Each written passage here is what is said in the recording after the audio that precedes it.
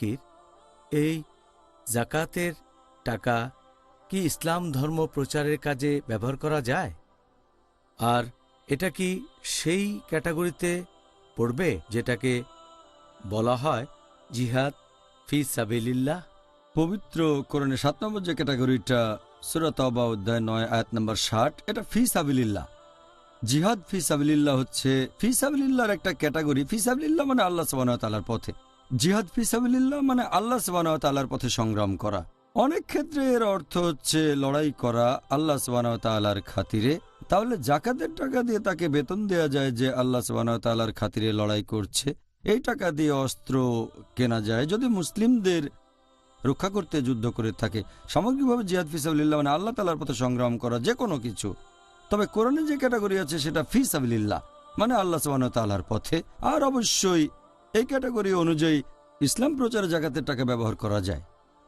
যেমন ধরেন, এটা দিয়ে ইসলামী সাহিত্যের বই বিলি করা যেতে পারে, অথবা এই টাকা দিয়ে ইসলামিক কনফারেন্সের আয়োজন করা যেতে পারে, যাতে করে মানুষ আল্লাহর কাছাকাছি আসতে পারে।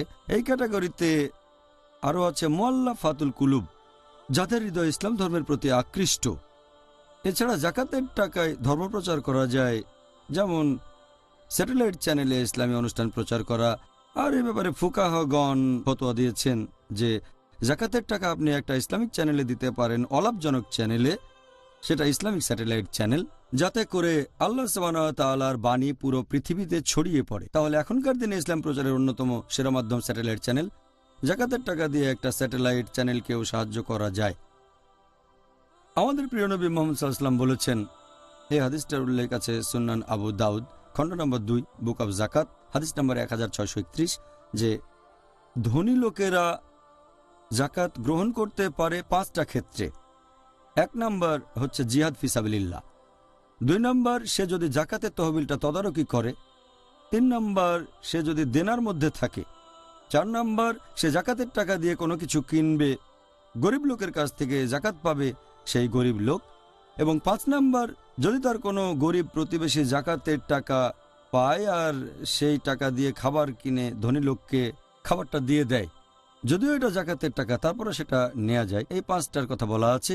তবে সাধারণভাবে আলহামদুলিল্লাহ জাকাতের টাকা ইসলাম প্রচারের কাজে ব্যবহার করা যায় আলহামদুলিল্লাহ।